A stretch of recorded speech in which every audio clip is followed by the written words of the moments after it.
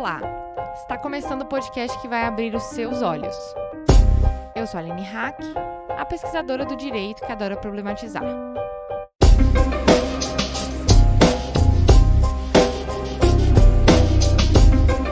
Antes de qualquer recado, eu gostaria de dizer a vocês que os episódios de 2020 estão chegando ao fim e nós precisamos de uma ajudinha de vocês. Nós estamos lançando um questionário para conhecer melhor você, ouvinte. O questionário é anônimo e temos a meta de conseguir pelo menos 10% de respostas. Então fazemos uma sugestão para vocês, para a gente dar aquela incentivada. A cada 50 respostas no questionário, nós sortearemos alguns livros feministas que temos aqui. Para começar, nós temos os livros Por que Lutamos, autografado pela Manuela Dávila, Mamãe é Rock, Mamãe é Punk, autografado pela Ana Cardoso, e ela disse sobre o movimento Me Too, enviado pela nossa parceira Companhia das Letras. O link vai estar na descrição desse episódio e os sorteios vão acontecer no início de fevereiro. Agradecemos também a você que apoia financeiramente e também apoia a gente recomendando os episódios nas redes sociais. Estamos em todas as redes como Olhares Podcast e também no nosso site olharespodcast.com.br você consegue ouvir os nossos episódios e ler textos feministas incríveis. Dando continuidade à série Ativismo na Web, nós fazemos também um convite.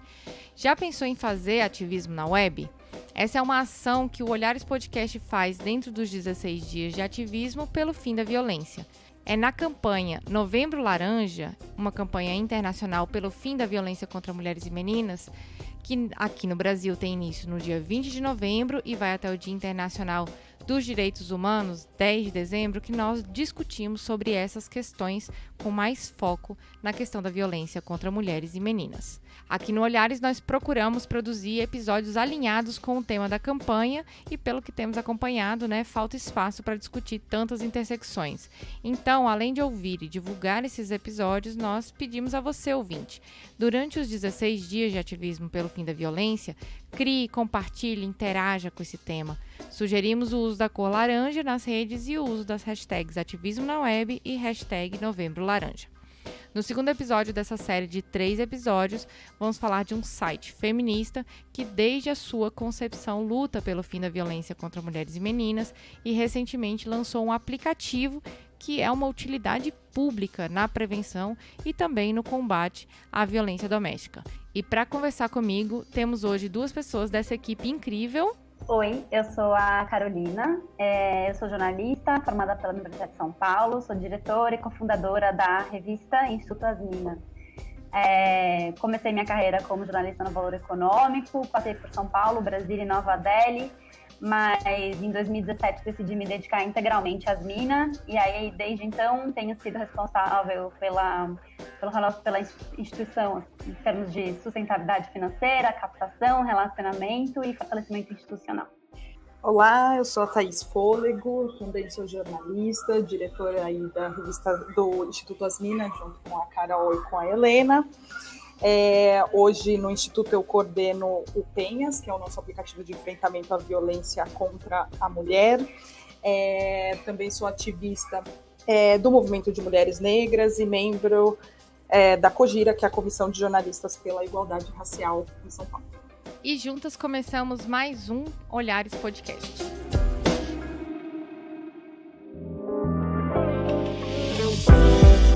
Esse episódio está indo ao ar na nossa campanha Ativismo na Web. Para quem não conhece, a campanha Ativismo na Web é uma ação dentro da campanha internacional pelo fim da violência contra mulheres e meninas. E hoje eu tenho aqui o prazer de receber a equipe da revista Asmina, que é um trabalho excelente para a gente conversar um pouco sobre esse tema, que é um tema super caro para a militância feminista, que é a violência contra mulheres e meninas, e como é que a gente faz o trabalho de prevenção, de informação, de acolhimento dentro desses espaços. Então, a gente dividiu esse programa em 2 blocos para a gente conversar melhor sobre a perspectiva online e offline, para vocês saberem que tá tudo interligado, tá, gente? Então, partindo de uma perspectiva offline para uma perspectiva online, Me conta um pouco, gente, como é que foi que as minas começaram, como é que foi esse processo até que as minas virassem um canal tão importante de militância feminista como é hoje. Bom, obrigada pelo convite, primeiro, Aline, obrigada pelos elogios também. A gente fica muito feliz em saber que a gente consegue ser esse canal, acho que é o nosso sonho desde 2015, quando a gente criou as Minas.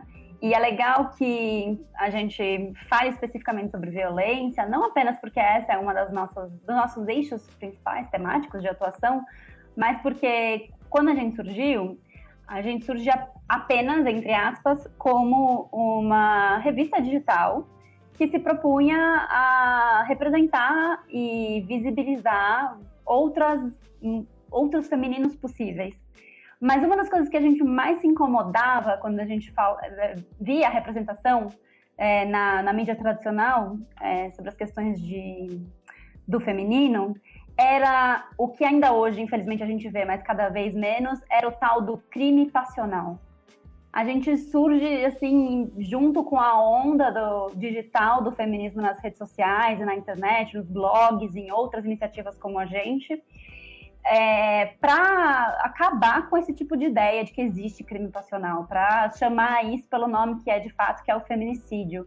E aí, com o tempo, isso se tornou, inclusive, iniciativas de enfrentamento direto à violência doméstica, como o Penhas, que é o nosso aplicativo, mas esse era um dos principais motivos, assim, a maneira como a gente via as mulheres sendo tratadas, inclusive pelas revistas femininas, mesmas que eram escritas por mulheres, mas em sua maioria chefiadas e com donos homens, e homens brancos, velhos, que nem nada entendiam do nosso mundo e machistas em geral. Então a gente surge para fazer do nosso jeito. Eu cheguei na revista As Minas já em 2017, a revista já tinha 2 anos, e cheguei muito, enfim, eu conheci a Carol, a gente vem do jornalismo econômico aí, né? A gente se conheceu, enfim, no Valor Econômico. E aí a gente, nas Minas, eu encontrei muito esse propósito que eu sempre, quando eu fiz jornalismo, né, que eu tinha, que era muito essa coisa de serviço, assim.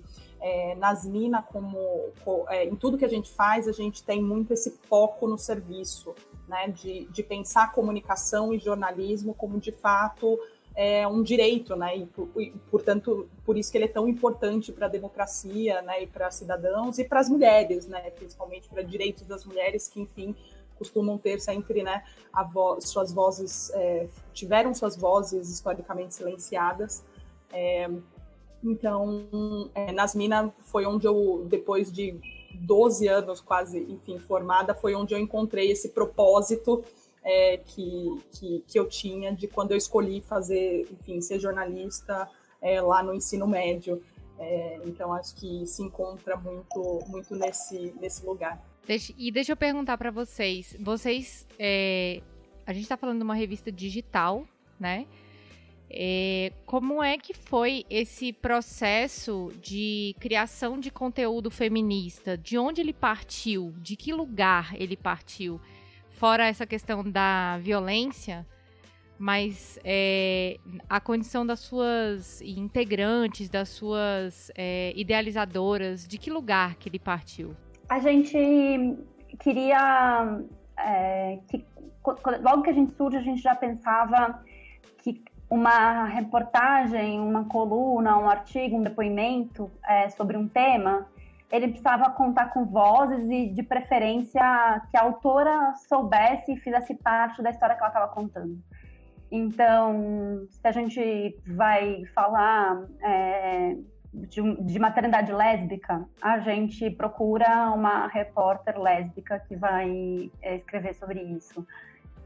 Se a gente vai falar de negritude, a gente vai falar isso com uma repórter negra. A gente sempre, acho que na nossa formação, a gente buscou que a diversidade que a gente quer ver refletida no nosso conteúdo tivesse refletida na nossa composição. Nem sempre a gente consegue isso, principalmente porque no início das Minas, os primeiros 2, 3 anos foram muito voluntários, e num país muito desigual, o voluntariado é privilégio, né? Mas sempre que a gente teve grana para remunerar o trabalho das mulheres, isso também era uma missão, um objetivo das minas. A gente não quer que as minas existam à custa de um trabalho voluntário que seja mais um peso em tantas jornadas não remuneradas que as mulheres têm. Então, a gente sempre buscou essa sustentabilidade financeira que a gente está começando a conseguir agora, ainda bem, depois de muita luta. A gente, a partir do momento que tem financiamento, esse financiamento tem que ser distribuído de maneira diversa, porque a gente não acha que é possível falar de temas diversos e contar histórias diversas a partir de uma só perspectiva e de uma só composição de mulheres, porque mulheres são muitas. Dentro dessa produção de conteúdo feminista que vocês fazem, vocês percebem que essas redes digitais de mulheres sofrem mais violência, mais haters, mais backlash? A gente falou sobre backlash aqui no Olhares esse semestre, dessa repercussão negativa, ou vocês acham que as próprias redes offline, né, essas redes feministas, os coletivos, eles trazem mais força para esse consumo de conteúdo digital feito por mulheres feministas, para mulheres feministas, ou não sei. Vocês poderiam também esclarecer isso? Ou não é diferente? Ou ocupar esse espaço como mulheres, como uma rede feminista, é igual como se fosse qualquer outra revista digital? Sobre a primeira parte da pergunta, acho que as duas coisas. Acho que tanto tanto existe o backlash, e ele quanto mais feroz é a nossa voz. Então, quanto mais o feminismo repercute e é ouvido por toda a sociedade, mais os masculinistas, os defensores, entre aspas, dos direitos dos homens, vão assediar, violentar online ou até às vezes presencialmente, quanto a união das mulheres, o feminismo, vai dar força para que essa resposta exista e para que as mulheres consigam estar fortalecidas no ambiente online. Hoje eu acho que existem felizmente, né, acho que tem inúmeras entidades que estão de olho na violência online contra as mulheres, especialmente as mulheres comunicadoras e ativistas. Existem várias iniciativas no Brasil e no mundo sobre isso, que inclusive estão pressionando plataformas a criarem maneiras de denúncia efetiva e que seus algoritmos e seus modelos de negócio não incentivem esse tipo de violência. Eu acho que, infelizmente, nesse momento, elas seguem incentivando, e esse é um problema central. E existe também uma questão do modelo dessas plataformas, que é um modelo eurocêntrico ou do norte, né, que traz um tipo de silenciamento, quando a gente fala aqui do sul global e das mulheres latino-americanas, que é a censura aos mamilos das mulheres indígenas, a censura a palavras que foram reapropriadas pelo movimento, como, por exemplo, sapa, viado, e que o movimento às vezes usa, e aí o movimento machista denuncia e cai. Então, hoje, o movimento feminista sofre mais censura nas redes do que os fascistas, que os transfóbicos, que os machistas. E a gente tem poucos dados para provar isso, porque, inclusive, as plataformas não abrem esses dados, mas a gente, conversando, fazendo o nosso mapeamento interno, a gente tem essas informações, a gente vê casos assombrosos de censura, mas acho que o próprio movimento tem pautado essa questão da violência online e tem reagido. Eu ia contar, enfim, um episódio que aconteceu com a gente, né, enfim, com a revista Asmina no ano passado, que nós fomos alvos, enfim, de um ataque online, de um assunto, enfim, que está muito no mundo offline, que é tabu e que, obviamente, ele ganha outras dimensões, né, quando a gente está no online. No ano passado, a gente publicou, em setembro do ano passado, a gente publicou uma reportagem sobre aborto seguro, com informações da Organização Mundial da Saúde, né, enfim, com as orientações de como ele é feito.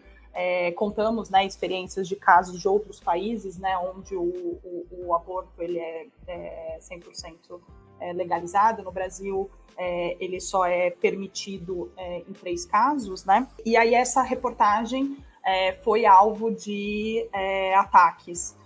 Começou principalmente, enfim, no Twitter, né? A gente, enfim, conservadores começaram a marcar os perfis, enfim, de várias pessoas do governo, Ministério Público, Polícia Federal, enfim.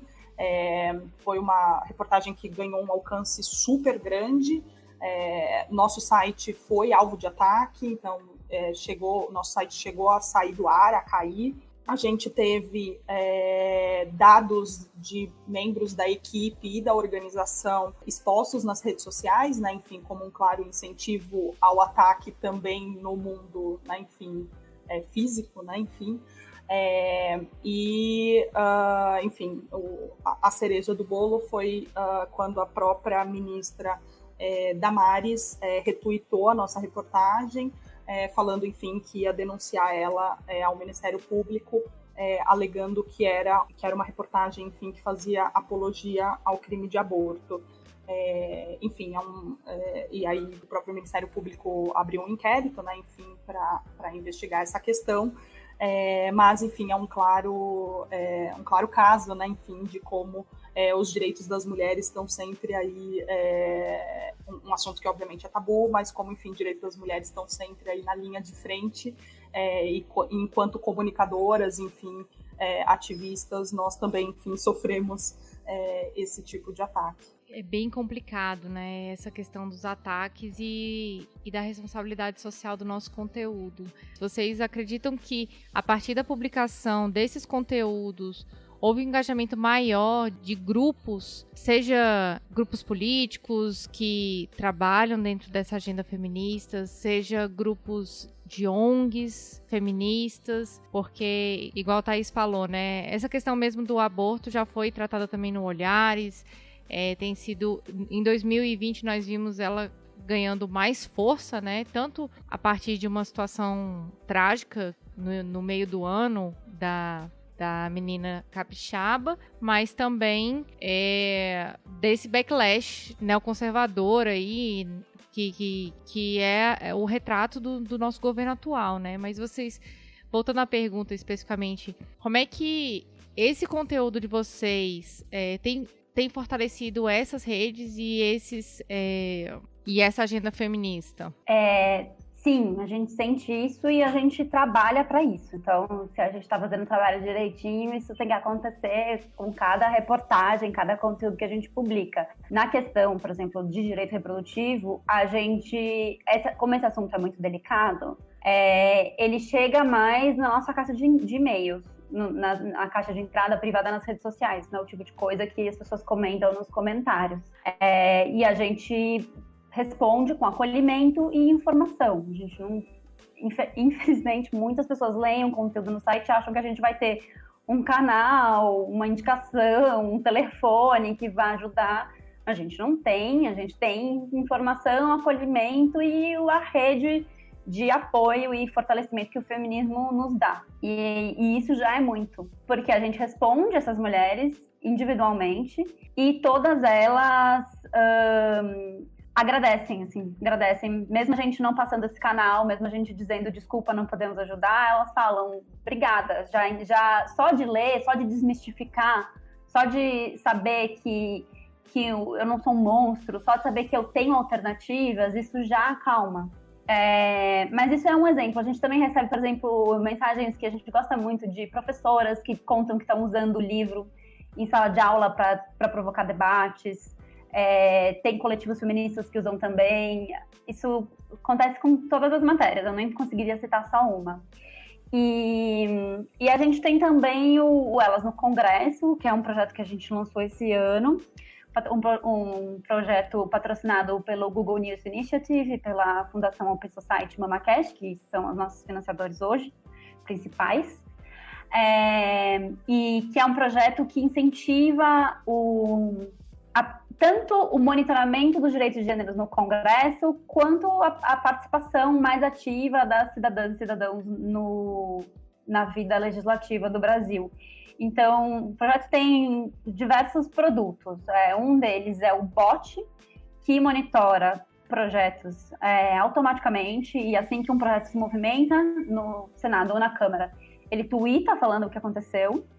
Depois, a gente semanalmente produz, a partir desse monitoramento e de informações que é de bastidor, de apuração jornalística, que a gente obtém também com os movimentos feministas com quem a gente dialoga. A gente produz uma newsletter onde a gente contextualiza e dá canais de ação a partir do que está em pauta naquela semana. E um ranking que está no site elasnocongresso.com.br, em que a gente pegou todos os projetos de 2019 com a ajuda de 15 organizações feministas, porque esse é um projeto que é gigante, que precisou de muita ajuda. Eu deveria aqui pegar a lista dessas organizações todas e citá-las, porque elas são essenciais para o projeto existir, mas eu não vou, ou eu cito todas ou eu não cito nenhuma. As organizações avaliaram os projetos entre favorável e desfavorável, relevante e pouco relevante, e deram notas. E a partir daí, com análise de dados e estatística, a gente criou um ranking onde dá para ver como cada deputado e deputada votou, como cada senador e senadora votou, e aí você pode avaliar uma pessoa que você, por exemplo, agora quando tiver as eleições, a gente vai colocar quem são as candidatas e candidatos.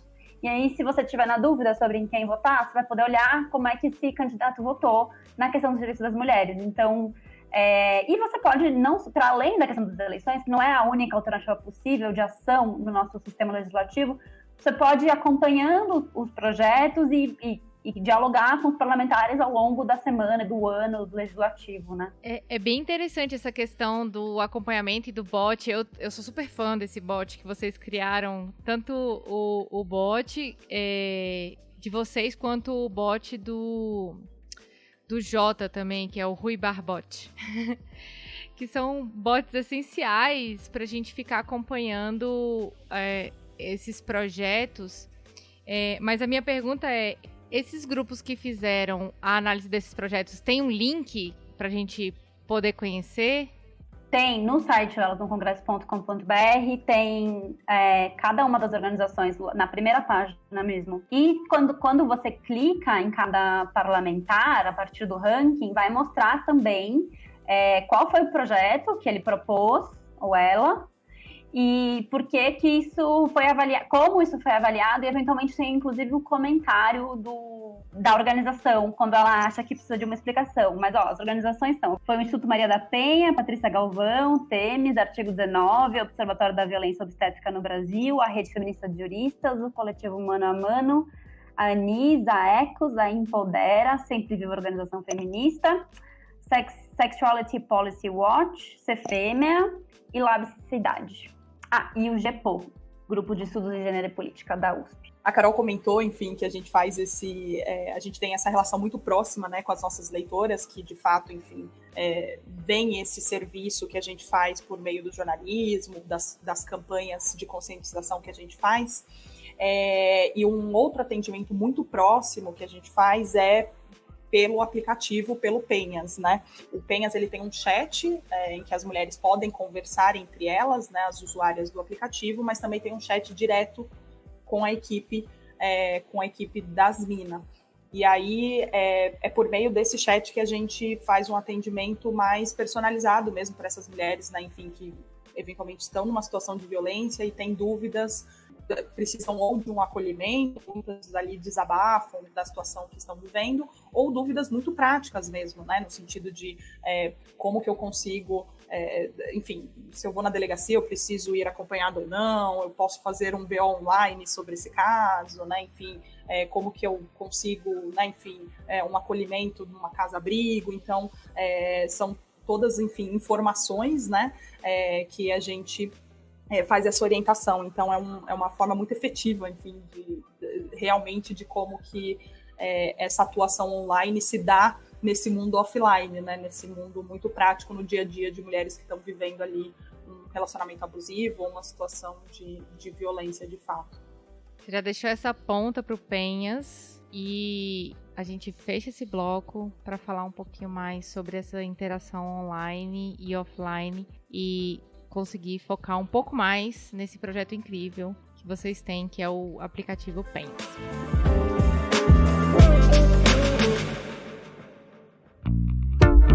Começando o bloco 2 com um pouco de confusão na minha cabeça, porque a ideia era a gente separar em 2 blocos, um bloco falando sobre as iniciativas offline e outras sobre iniciativa online. A gente acabou misturando tudo porque não tem como a gente dividir isso, mas a gente tenta, claro. E nós estamos falando de redes digitais.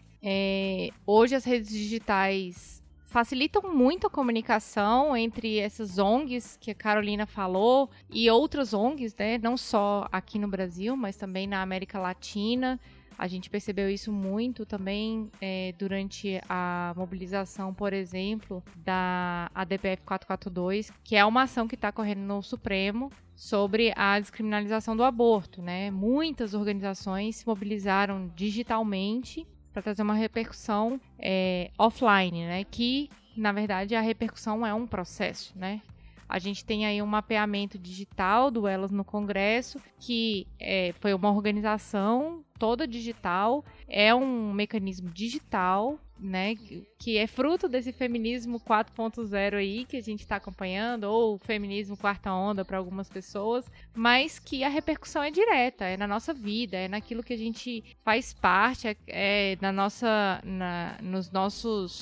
nas políticas públicas que vão interferir diretamente na vida das mulheres. E eu acho que o Penhas tem um pouco disso, né? Explica exatamente, o Penhas é um aplicativo. Qual é a finalidade do Penhas? De onde surgiu essa ideia?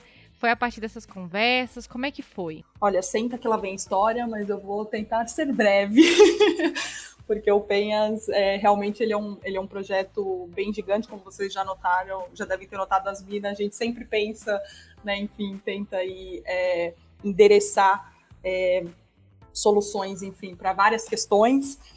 Mas o Penhas, ele foi lançado em março do ano passado, então em março de 2019, mas ele foi um projeto que foi, enfim, gestado desde 2016, né? A idealizadora dele é a Marília, e foi construído, enfim, há muitas mãos, né, de 2016 para cá, muito dessa angústia mesmo com este problema que é a violência contra a mulher, né, e de forma geral, mas muito específica a violência que essa mulher sofre dentro de casa, né, do lugar que deveria ser o lugar do acolhimento, do aconchego, né, e ela sofre essa violência ali. Então, a gente viu, enfim, tinha essa angústia de fazer um enfrentamento mais direto, né, ali mais efetivo, e aí a gente fez conversas com órgãos públicos, fez rodas de conversas com mulheres que já sofreram violência, nas periferias, inclusive, porque, enfim, obviamente as mulheres são atravessadas, né, por outras questões, né, classe social, raça, que também, enfim, fazem elas viverem muitas vezes essas opressões e essas violências de formas muito diferentes. E aí nasceu a ideia, enfim, do aplicativo para que ele traga, obviamente, o aplicativo ele não resolve este problema, mas a ideia é que ele traga ferramentas para ajudar essa mulher a sair dessa situação de violência e que também seja uma ferramenta de conscientização, né? Considerando que esse é um problema social, né? Ele é um problema, sim, que precisa ser endereçado por políticas públicas, um problema, enfim, que também precisa ser endereçado para a sociedade. Então, ele vem muito desse lugar, e aí ele tem basicamente 3 grandes pilares aí que a gente fala, que é trazer informação. A gente recebe muita dúvida de mulher, assim, que conta, sabe, o relato do que está vivendo, e fala assim, eu estou vivendo um relacionamento abusivo, porque ela nem sabe, né? Enfim, a Lei Maria da Penha traz 5 tipos de violência doméstica, de violência contra a mulher, né? Mas muitas mulheres acham que só quando a violência ela é física que ela de fato é uma violência que pode ser denunciada, né? Então, o primeiro pilar é trazer essa informação. Então, o app tem um quiz, enfim, para ajudar essa mulher a identificar se ela está numa situação de violência ou não. E o app também tem um mapa, onde tem pontos de atendimento a mulher, né, de serviços públicos e delegacias, onde ela pode fazer a denúncia e procurar, enfim, entrar na rede aí de acolhimento. E o segundo grande pilar do app é o acolhimento. Então, o app tem um espaço ali seguro, um chat, para que ela possa conversar com outras mulheres e com a gente, para, enfim, buscar informação, acolhimento e ajuda. E o terceiro grande pilar é do pedido de ajuda e denúncia. Porque, enfim, numa situação de violência, essa mulher ela precisa ali de ajuda. Então, ela pode cadastrar pessoas da confiança dela, que a gente chama de guardiões, e acionar essas pessoas quando ela tiver uma situação de violência. E também, enfim, tem mecanismos que ajudam ela a colher provas numa situação de violência, para se ela resolver denunciar essa agressão. Então, enfim, o app ele tem, enfim, tudo isso justamente para ajudar nesse ciclo de saída dessa situação de violência. Você falando aqui, eu lembrando da campanha de 2018, da campanha Ativismo na Web, que a gente pautou a campanha também em 5 pilares, e a gente fazer essa sistematização em pilares ajuda as pessoas a conhecer como funciona esse ciclo de violência, né? E quais são as ferramentas que a gente pode ter, né? Na campanha de 2018, a gente fez os 5 pilares e fez um episódio para cada pilar. E um deles era... você falando aqui, eu lembrando desses pilares, um deles também era informação. Informar para evitar a violência ou para a pessoa se descobrir na violência, identificar a violência. O outro era o acolhimento também, que a gente falou sobre a importância das redes de acolhimento. Depois a gente falou também dos canais de denúncia. E num quarto a gente falou sobre políticas públicas, não como um instrumento da informação, mas que não deixa de ser, né? Mas confiar nas políticas públicas e conhecer as políticas públicas locais, porque de fato, né?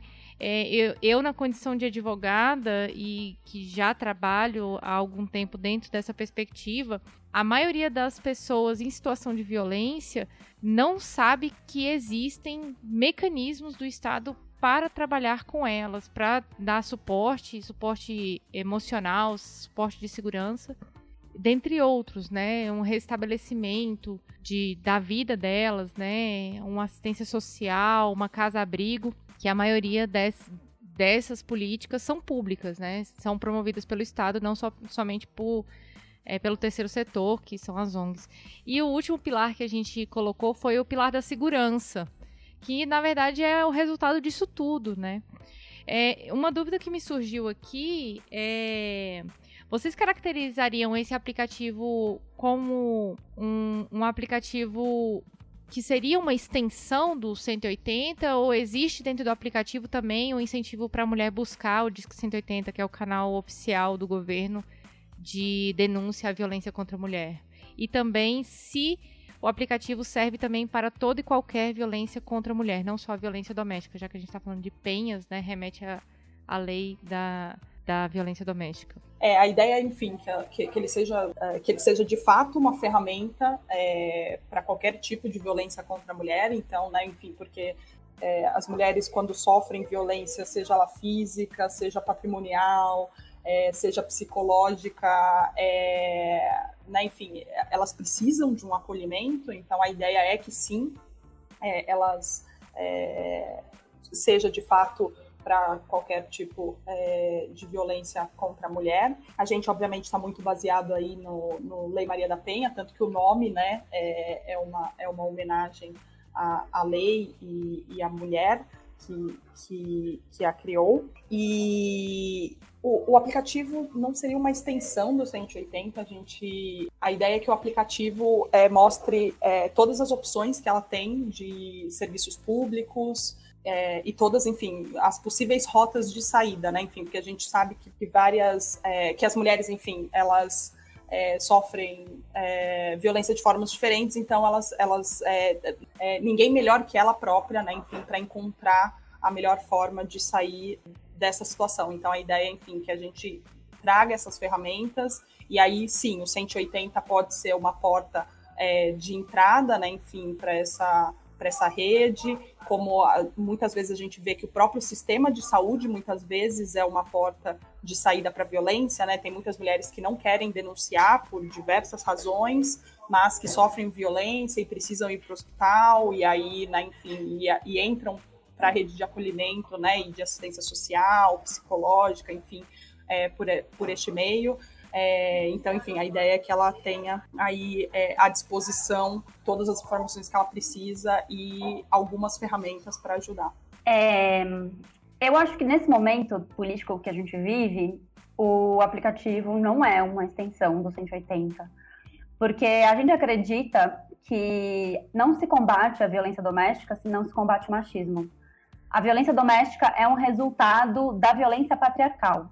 Ela é resultado de uma ideia de que os corpos das mulheres são detidos, são posse dos homens, e ela reflete a violência que a gente vive no nosso mundo como um todo. Ela reflete as desigualdades e a violência que homens, mulheres e crianças sofrem no nosso mundo hoje. Então, a gente não acha que indicar as mulheres para um serviço de atendimento de um governo machista nesse momento ajudaria. A gente defende, a gente fiscaliza como o governo hoje cumpre a sua obrigação ao fornecer políticas públicas, abrigo, soluções e apoio para as mulheres saírem da violência, e esse apoio tem que ser dado pelo Estado. Só que, infelizmente, embora esse governo diga contrário à violência contra a mulher, porque essa é uma causa que ninguém tem a coragem de dizer que é contra, ele é um governo violento, então isso é marketing. Então não tem como a gente dizer para uma mulher, para ela ser atendida por um serviço que eu, inclusive, já testei, um 80 por outros canais, e é um serviço que parece um call center, assim. Você recebe um número de protocolo, se você para pensar, você fica recebendo mensagens da pessoa. Eu testei o online, falando senhora, senhora, senhora, uma coisa nada acolhedora.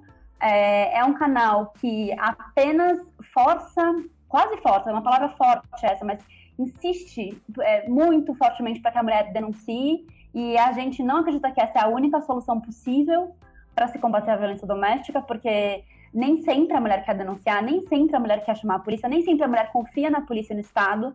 Então, o Penhas é um canal para que a mulher entenda que ela está passando por uma violência, para que ela entenda que ela não é obrigada, culpada, que ela tem saídas, que ela tem possibilidades, e que ela busque, ao se fortalecer, ao buscar auxílio, seja no Estado, seja em ONG, seja no ativismo, seja com outras mulheres, seja com amigas, online ou offline, que ela procure essas saídas e crie junto com essas mulheres e com a gente essas saídas. A gente acolhe também.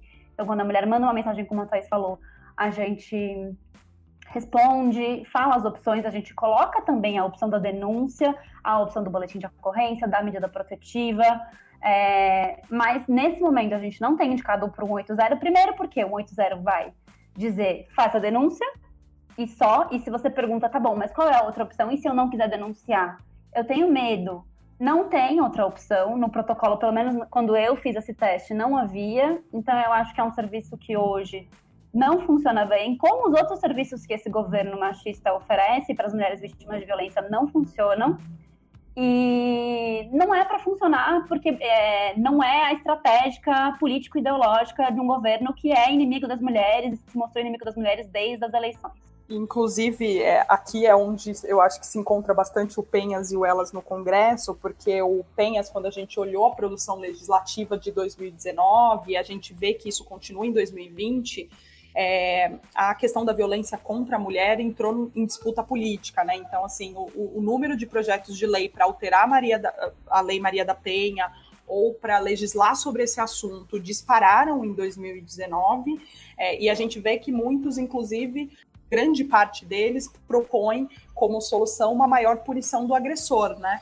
E isso, as próprias organizações que participaram da criação da Lei Maria da Penha e as organizações que lidam, né, no dia a dia com esse tema, avaliam que isso pode enfraquecer a lei, né? Porque a Lei Maria da Penha traz outras soluções que não só o punitivismo, né? Então, a gente vê como é um assunto que entrou, de fato, na disputa aí do campo político.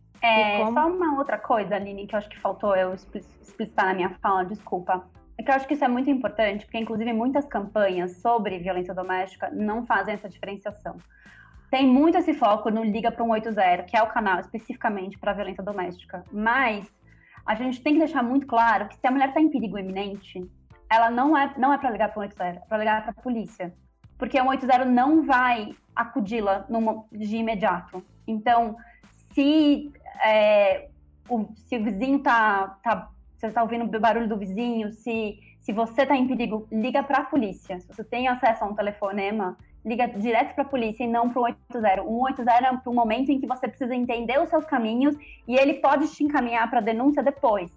Mas para a urgência é um 90. E não só para denúncia, mas também te encaminhar para essas políticas públicas que a gente conversou aqui, né? Te encaminhar e criar um protocolo ali para que esses detentores das políticas públicas possam entrar em contato com você, né? Às vezes, se a mulher não está inserida no cadastro único, ou até mesmo ela entrar na fila de uma casa-abrigo, algo assim. Mas, de fato, eu acho que o mais importante para uma mulher que está numa situação de violência, e independente se ela é doméstica ou uma violência fora do ambiente familiar, é que essa mulher tem uma rede de apoio que pode ser qualquer pessoa, e eu já falei isso em outros episódios e vou falar aqui de novo. É importante demais que essa mulher tenha uma rede de apoio que não julgue, uma rede de apoio que esteja disposta a acolhê-la de verdade, sem julgamentos, sem ficar perguntando os porquês, que esteja disposta ali a oferecer uma casa para essa pessoa ficar, ou então poder encaminhar ela para uma delegacia de polícia, caso ela não tenha condições de ir, ou levá-la num estabelecimento de saúde, num hospital, ou até mesmo oferecer um apoio jurídico, né? E daí a importância dessas redes de apoio e essas redes de acolhimento existirem. O assunto poderia ficar aqui, a gente poderia ficar aqui conversando mais umas 2 horas, mas a gente finaliza esse episódio com essa provocação de qual é a mudança que você está fazendo dentro dos seus grupos para trazer um pouco mais de visibilidade para a questão da violência. Qual é a atitude que você está tomando quando você vê uma notícia de violência contra a mulher nas redes sociais, no Twitter, no Facebook, no Instagram? Você reposta, você se manifesta contra, porque se manter silente nessas situações é ser conivente, é concordar com isso. Então, esse governo machista, essas redes machistas, né, que prejudicam as mulheres, que estão pautadas dentro de uma perspectiva patriarcal, elas se aproveitam do nosso silêncio. Então, a gente faz esse convite para, nessa campanha, vocês levantarem a voz mesmo, né? Indiquem conteúdos para as mulheres, gravem sobre esses assuntos, conversem com as mulheres ao redor de vocês, descubram quantas mulheres já foram vítimas de violência. A gente fez um episódio no início do Olhares falando sobre violência, e no final do episódio a gente chegou à conclusão de que uma mulher já sofreu violência de alguma forma. A gente já sofreu violências das mais diversas formas, seja pelo silenciamento. A gente começou falando de violência nesse episódio, que foi o silenciamento da mídia, silenciamento da história das mulheres, silenciamento da versão das mulheres, que fez com que as Minas fosse criada, para depois a gente estar falando sobre violência mesmo contra as mulheres, que causam repercussões em suas vidas de uma forma privada, né? Então a gente está falando de um geral para um privado. E vamos para o nosso bloco de indicações.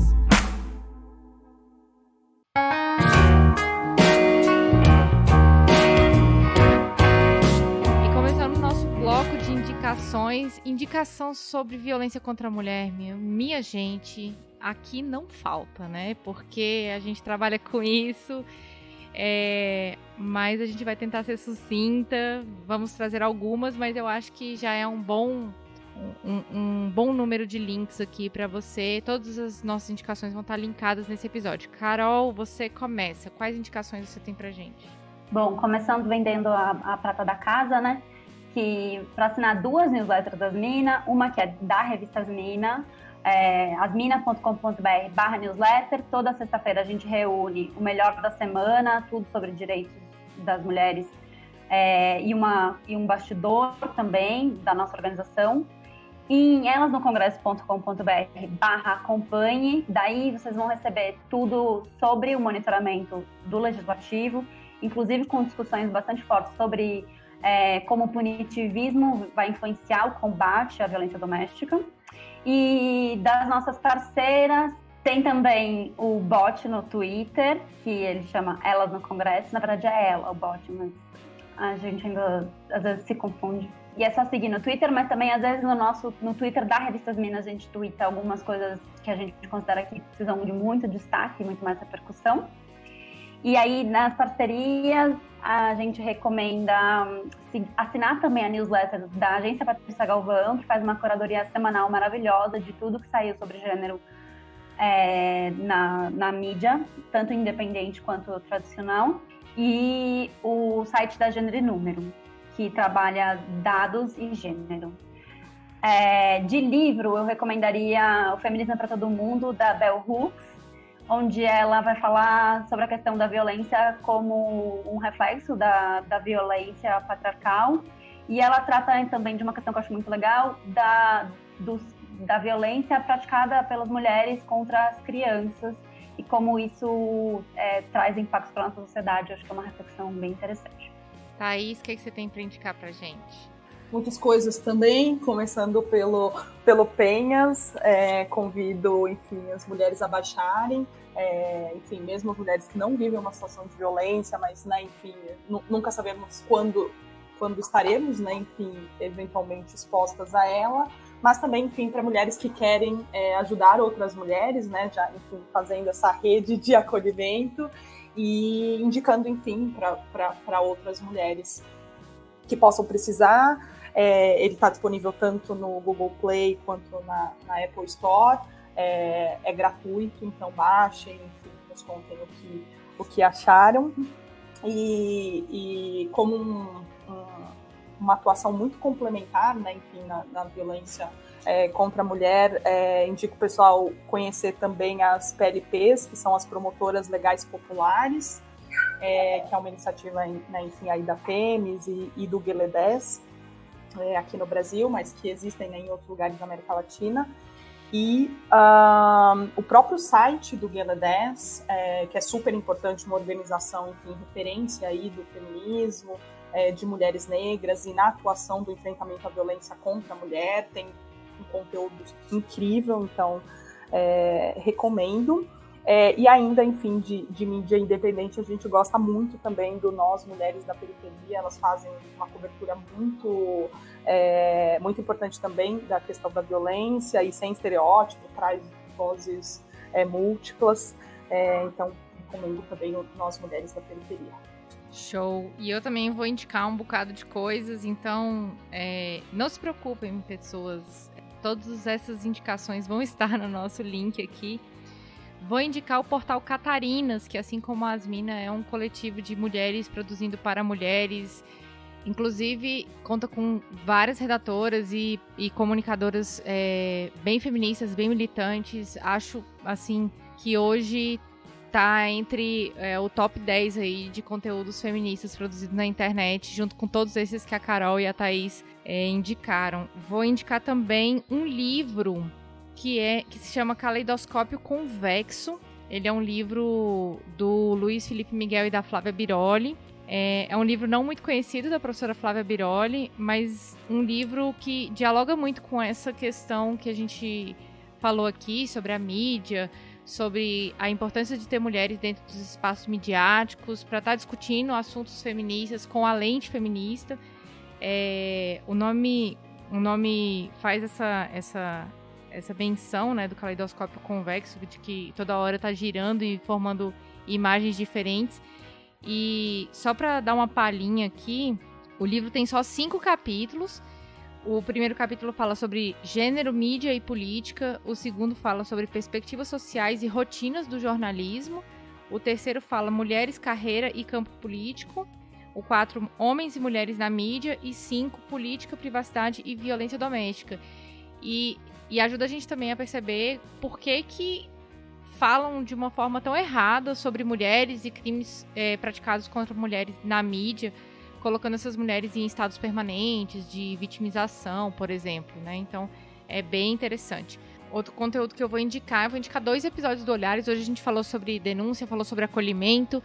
E em 2018, na campanha Ativismo na Web de 2018, a gente produziu 5 episódios diferentes com os temas, mas eu vou indicar 2 especificamente aqui, que é um com a Renata Albertin, do aplicativo Mete a Colher, que é outro aplicativo também muito importante, que tem trabalhado no combate à violência contra a mulher, e o episódio sobre acolhimento, que é com a Larissa, do Mapa do Acolhimento, e a Rose Leonel, do Marias da Internet, que fala sobre violência na internet. Então, é isso. Gente, muito obrigada. Queria agradecer demais aí a disponibilidade de vocês, Thaís, Carol. Parabéns pelo conteúdo na revista As Minas. Sou muito fã, assino todas as newsletters, sigo todos os canais, porque sou muito fã desde o início, apoiei o projeto desde o início e estou muito feliz com a proporção e a grandiosidade que esse projeto se tornou. A gente que agradece, a gente também é muito fã do Olhares, é muito bom fazer essa conexão, se conhecer, pelo mesmo virtualmente, já o offline e online não tem mais fronteiras mesmo, então isso já é se conhecer. E espero que a gente continue conversando e surjam cada vez mais coisas pra gente atuar junto. Com certeza. Obrigada, Aline, aí pelo espaço, é sempre, enfim, legal esse diálogo que às vezes ele não é, né, enfim, tão de mão dupla, mas, enfim, conversar, contar um pouquinho do que a gente faz e convidar, né, enfim, mais pessoas para aí fazer esse ativismo junto com a gente. Queria agradecer também você, ouvinte, por acompanhar nosso projeto até aqui. Muito obrigada. Acompanhe a hashtag Ativismo na Web e fique por dentro dos canais que vão estar dialogando com a gente, que vão estar se engajando nessa campanha dos 16 dias de ativismo pelo fim da violência contra a mulher. Nós estamos em todas as redes como Olhares Podcast, Instagram, Facebook, Twitter, LinkedIn e o nosso site é olharespodcast.com.br. Olhares Podcast. Só de ouvir dá para ver que é diferente.